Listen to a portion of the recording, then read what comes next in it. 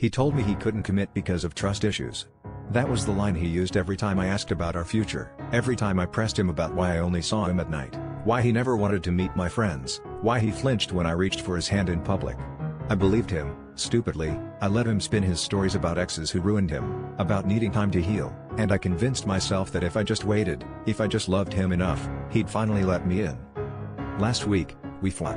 I don't even remember how it started, only that it ended with him storming out, slamming my door so hard the windows rattled. I sat there in the dark, angry and humiliated, replaying every moment and wondering what I'd done wrong. The next morning, there was a knock on my door. I opened it, expecting maybe a neighbor, maybe even him with some pathetic apology, but instead, it was a woman I had never seen before, clutching a tiny baby to her chest. She looked exhausted, but her voice was steel when she said, "I think we need to talk about your boyfriend." She told me everything. How she'd been married to him for 2 years, how he'd disappear for days at a time with some excuse about work, how she'd just had their baby but hadn't seen him in days. She found my address in his jacket pocket while searching for his wallet. Her eyes never left mine as she laid it all out, every lie, every night he spent with me while she was home alone, pregnant and terrified. While she talked, the baby started to cry, and I realized my hands were shaking. I couldn't breathe.